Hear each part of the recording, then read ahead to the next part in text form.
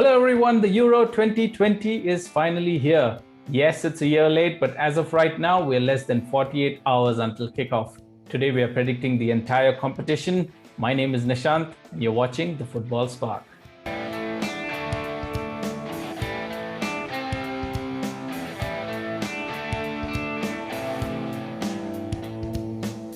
Hello everyone, joining me today is Anshuman, who has written a fantastic Manchester United season review. I will leave the link to that in the description below. Please check it out. It's an excellent piece of journalism.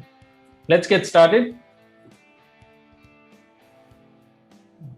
Now, my initial thoughts when I saw Group A, and let me know if you agree, whenever you look at these groups, you always seem to find a clear winner. But with Group A, it's kind of like, do you think it's difficult to predict a winner, or do you think it's really straightforward? Am I wrong in thinking that it's quite a difficult group? Everyone has their sights set on, group, which was the Group F, the group of death, right? But do you think A is also difficult, or am I reading into it too much? I mean, when it comes to group stages of any kind of tournaments, especially these international ones, the biggest thing that you have to remember is there's very little chance for your big clubs to come back if they screw up. And on the day, any team can screw up, right? So Right. even if there is, I can see at least a clear-cut winner in Group A, because when we were discussing our strong contenders, I did say that Italy have a very strong chance. So as far as I'm Yeah. concerned, Italy, if it has to go on paper, I would say Italy will take the number one spot. The other ones are quite tricky because Switzerland are also being considered as quite dark horses. Wales usually are okay. They have a side of individual players. They can beat any team on the day, and they did have a very decent Euro the last time round. They made it to the semi-finals. That was a golden run, and so they can do that. But Switzerland do have slightly bit more in them.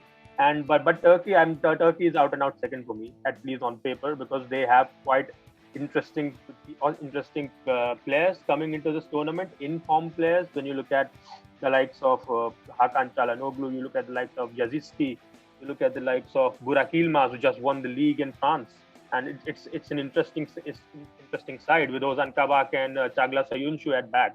So Yeah. they do have informed players that do form a strong side. So I can see them taking the second spot and making to the knockouts in this group. So this is not the one where I come unstuck.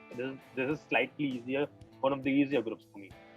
So would you put Switzerland on 3, or I would, that's instinctively I would say that Switzerland would edge Wales. okay? All right, moving on to Group B. So are you thinking Belgium? Yeah, Belgium has to take at least group stages. Belgium should not be having a problem, especially in this group. I think they should be the first team. Where do we go from there? Denmark. I remember you mentioned they are kind I of would the put Denmark underdogs. second. Yeah. At least above Finland and Russia, you would put Denmark second. So who ends third here?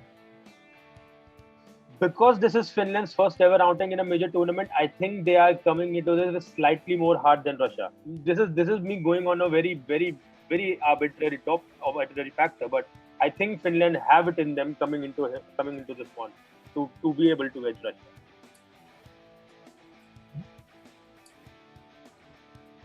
All right then, Group C. So the thing with Group C is that you look at Netherlands and you're like, okay, they have to be the out and out specialists. They have to be the out and out favorites for winning the group. But I'm not particularly sure about that. Because I don't really rate Frank de Boer as a manager. And after his failing stints at AC Milan and Crystal Palace and Atlanta in the MLS, I don't know how he has managed to bag this job. Yes, national jobs work slightly differently, and when you have a better set of players, you may be able to work better, as we have seen with the likes of Roberto Martinez and Ronald Koeman before him, who were not exactly able to do a great. Everton fans would say that they weren't pretty good, but they have done fairly decently in their respective international jobs. But Frank de Boer's time in Netherlands haven't really been quite decent either. And I'm not sure how much confidence they have. Decent players. They have the best player in the lot in this group, but I'm not sure how much confidence they are going to get on an individual day. And I think they have enough deficiencies that both Ukraine and Austria will be able to deal with them. Maybe North Macedonia, Netherlands can beat, but but at least to start off, I'm gonna say that Austria and Ukraine should be able to take the first two spots. Interesting. So are you saying Netherlands are going to end up third in I'm this saying group? in Netherlands will end up third. They'll get into the knockouts, I think, because of the way the points will be made up.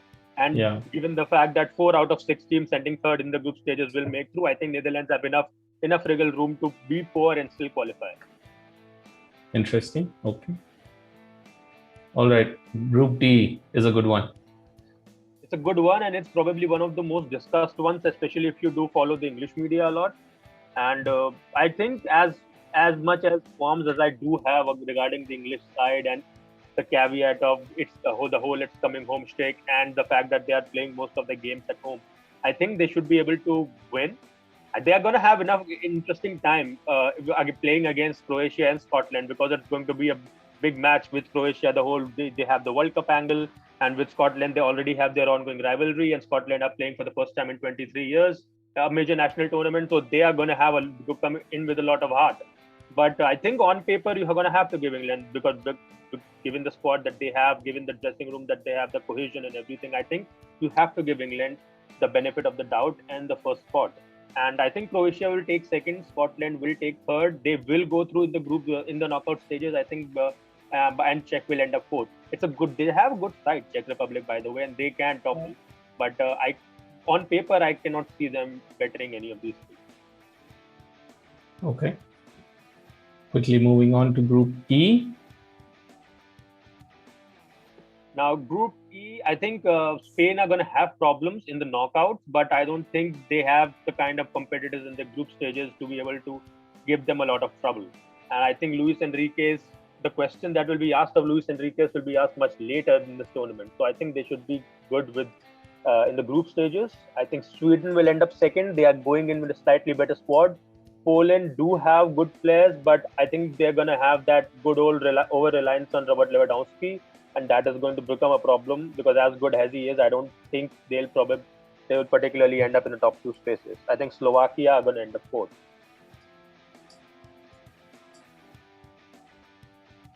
Okay. Yeah, Lewandowski is definitely going to miss all that service that he gets at Bayern. Absolutely. It's not going to be the same. And the dangerous one, Group F. Yeah, I mean, is it too presumptuous of me to just put this at 4? Like, is it like a It obvious? Is presumptuous, but like we don't really have any other choice either. I mean, we have already caveated that all of this can just flip on a dime, right? We are predicting here, giving a lot of intuition, giving a lot of idea regarding the players each team have. But this can whole flip upon itself if even one match goes awry for any of these teams. So we have to keep that into consideration. And on paper, I don't think it's going to be a harsh shout for Hungary to be put fourth in a group like this. True. And I think despite this being termed as the group of death, I think all three teams are going to qualify unless there is a major shift in the point system in any other group. And I think it's hard for me not to put France on top. I think they're gonna have most of the points in the group. I think Portugal are gonna end up second, because Germany do have a slight dip in their form. Germany have had issues recently. I mean, if were it not for Joachim Löw finally announcing his resignation from the team after all these years, I think there would have been a lot of negativity surrounding the team, as was the case. But because he has announced his resignation, I think spirits are slightly more lifted. He has brought back a few players that he had ostracized like 2 years ago. So they have all of that, and I think they will be able to go into the knockouts. But I think if I were to choose between Portugal and Germany for the second spot, I would go with Portugal. And to your point of, you're thinking they may all qualify, but what if a lot of the games end up in a draw? Won't they end up with less points than other teams who are placed third in other groups? That is a good point, but I think that the other third place teams, I cannot see them gaining so many points that there will be two teams better than Germany with their points tally. Because you look at Hungary and you think that okay, Germany should be able to beat Hungary as well at the very least, and even if they are able to eke out even 1 point against either of France and Portugal, then I think they have a good shout to end up.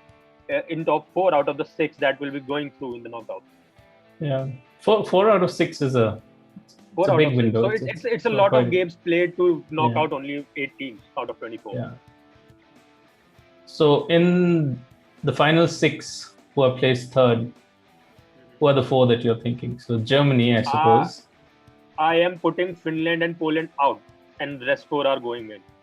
There may be a lot of bias involved. Maybe I'm looking at the players. Maybe I'm looking at the prestige of the teams. Maybe I'm looking at the players as well, and I'm thinking, okay, these will be able to factor out in such a way that points tally will favor these 4 compared to Finland and Poland. Maybe I'm being incredibly biased because those are the 2 that strike out as the weakest sides to me, and maybe there is a case for Scotland or Switzerland to not be able to make up in the final 6. But on the face of it, to giving like if you thin slice the whole thing, don't give too detail and analysis.